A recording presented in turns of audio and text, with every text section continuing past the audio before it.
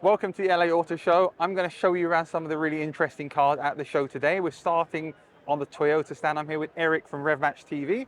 He's going to share his perspective on the cars here today. So let's start here. We're talking about the new 2025 Toyota Camry, is that right? This is the 2025 Toyota Camry, and this is a brand new generation. And for the first time ever, this is going to be a hybrid-only car.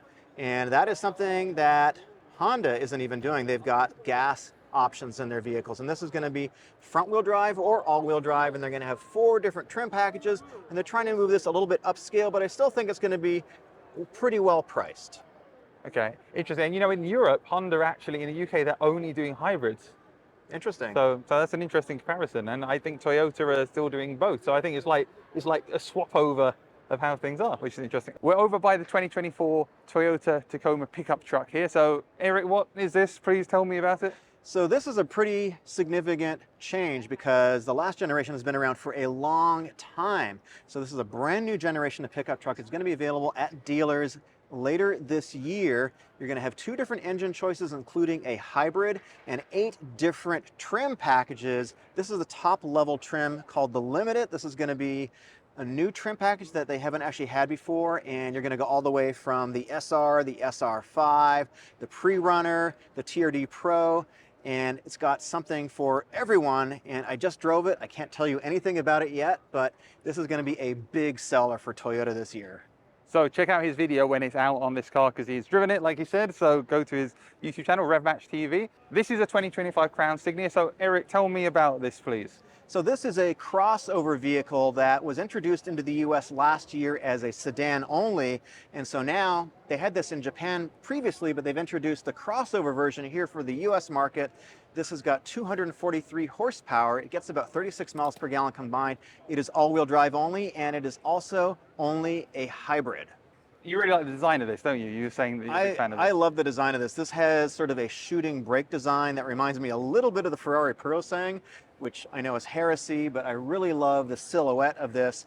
I didn't like the way that sedan looked so much because the trunk I thought was a little bit awkward.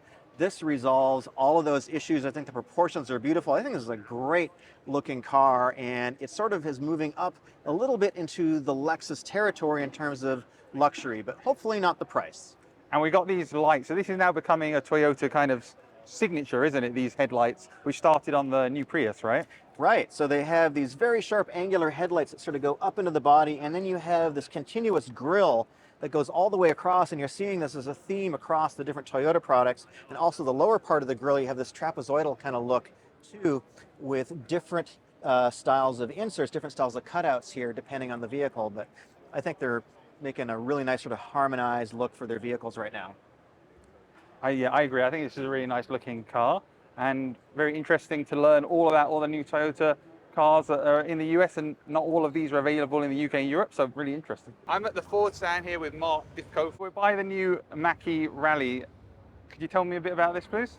Yeah, this is just announced for 2024, new for us. What we wanted to do is take the Mustang GT, Mach GT, and really take it off-road, right? So we thought it would be a great expansion of the brand to be able to add a little bit of that capability, a little bit of that flavor, to have fun in the dirt. And that's what the Rally was meant to do. So we raised it up 20 millimeters. We put these 19-inch tires and obviously a more aggressive pattern. These are cool wheels as well. Yeah, I like so really kind of playing on that Rally theme, which Ford has a good history in.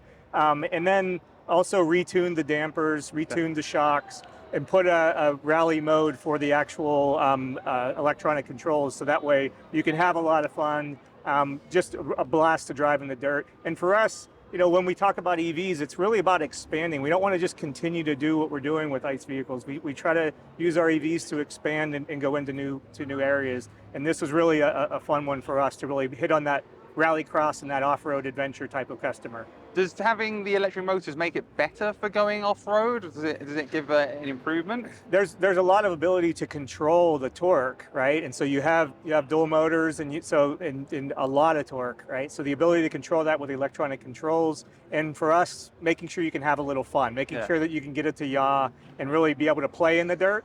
And that was one of the things that was really, really fun about this car. We can't wait to get people in it to drive it.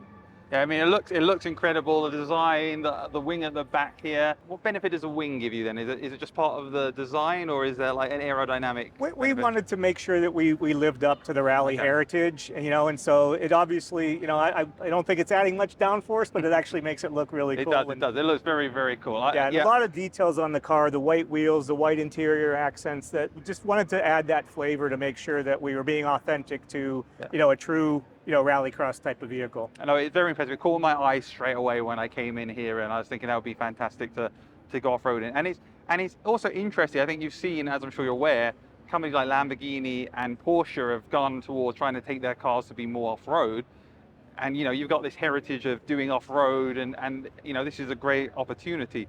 And I think it's really interesting. Obviously, in the UK, there was a lot of passion about the Ford brand, and especially with the hot hatches, which are no longer being made. So this kind of, I think this fills a niche there potentially, where you've got something which is a bit more fun, a bit more exciting to look at, a bit more eccentric, maybe. I don't know if that's the right word, that everyone can have. And in terms of pricing, how much is this overall around the? So we haven't announced final pricing, but it's probably going to be somewhere in the 65,000. Okay. So very similar to where our GT is positioned. It's, you know, powertrain wise, it's similar, but again, different customer. And like you said, we think there are customers out there that want a vehicle like this, and we're excited to be able to bring it to them. And I think that price is, you know, I think that probably the sweet spot as well. I think there are lots of cars in that area which maybe aren't as exciting or as fun to look at. So yeah, I think this is really cool, and thank you for telling me more about it, and hope I can maybe drive one of these at some point. Thank you.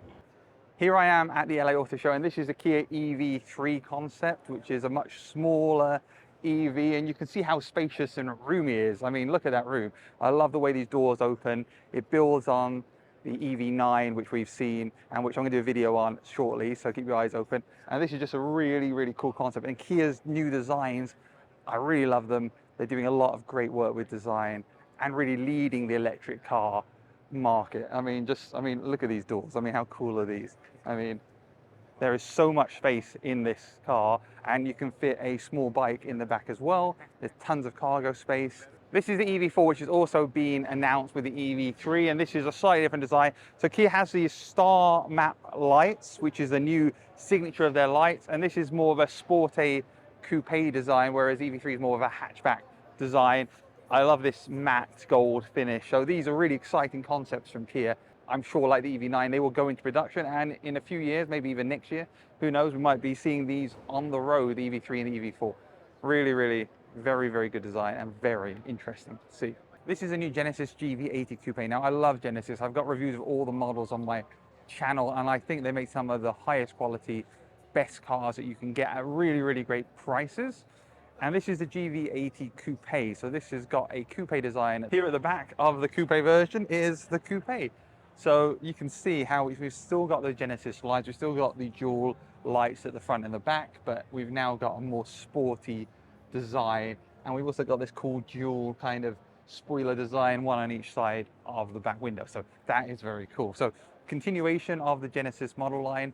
Now we have a coupe version, which looks the part, and you can see it here at the LA Auto Show before it goes out to everyone everywhere.